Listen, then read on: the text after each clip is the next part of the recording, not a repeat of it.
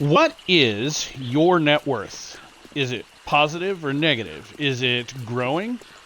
One of the things that made it easier for my wife and I to make better choices was figuring out exactly what our net worth was, and then making sure that every financial decision that we made from that point on moved the needle in the right direction.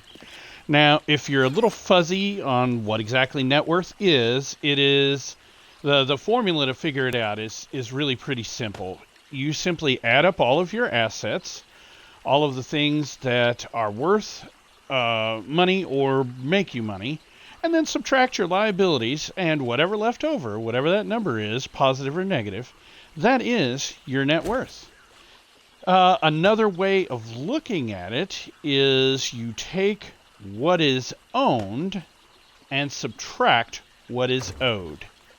And I hope that seems somewhat clear to you. So, for instance, your typical person, they would consider their home an asset, but really only the portion of their home that they actually own is what's an asset to them. So it's the equity that they have in their home that actually is the asset. So, and to figure out how much equity you have in your home, you take the market value of your home and subtract the principal owed, and that will tell you what the equity is that you have in your home.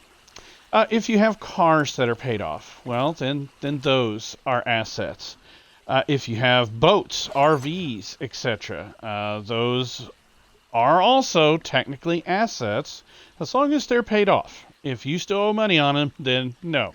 And for the most part, except in very, very rare circumstances, those things are albatrosses. They tend to be. But that's a subject for a different day. I'm not going to go down that road. Some other things that are assets are jewelry, household items, believe it or not. Even your Xbox, if it's paid off and paid for, if you're not still paying money on it, is an asset. Of course, a lot of people realize that retirement accounts, anything that they might have in their 401k, in their 403b account, anything that they might have in their Roth, traditional IRA, all of those things, of course, would be assets, as well as any stocks, bonds, CDs, mutual funds, cryptocurrency even that you might own. Those all count as assets. And then, of course, savings and cash on hand. Now, once you've taken all of that into account and added those things up, then you have to add up your debts. And I know that's not a very fun thing to do, but it is necessary to figure out your net worth. Your debts, these would include the unpaid principal on your home and any unpaid principal balance on any other items that you might have as well. So if you still owe on your boat, for instance, sadly that's in the debt column. And with going along with that same thought, your car, if you still have a car loan, because of the way cars depreciate and stuff, odds are you're upside down on in your car for as long as you have a car loan, at least for a good portion of the time that you have your car loan. So that is a debt. Your student loans, of course, debt, that's a liability. Credit cards, lines of credit, these are all liabilities. Medical bills, any other debts, if you're paying on a timeshare, that obligation is a debt. So you take your assets and you subtract your liabilities. You figure out exactly where you stand.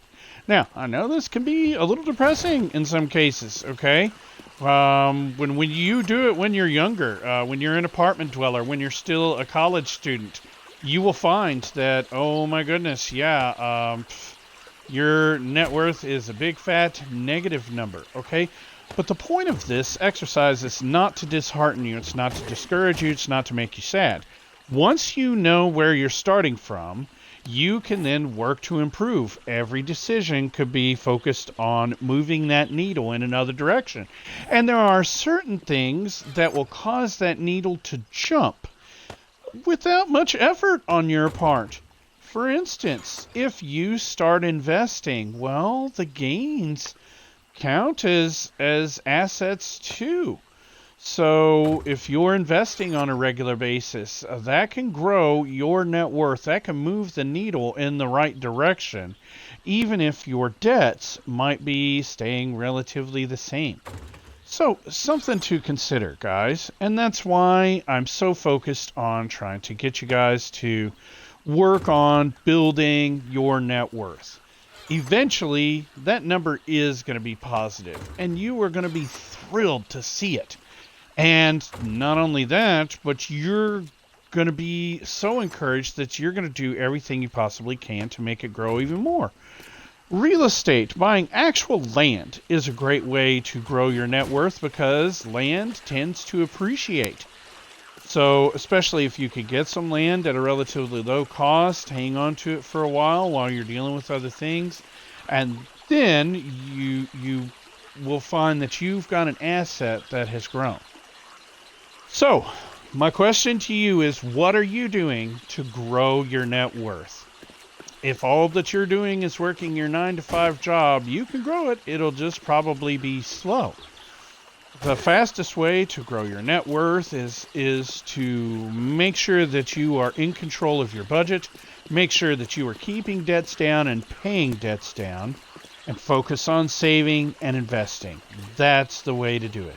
And we'll probably talk a little more about this. I just wanted to get a quick thought out to you while it was on my mind. As always, if you've got any questions, hit me with them below the video or hit me with them at fustyandfinance@gmail.com.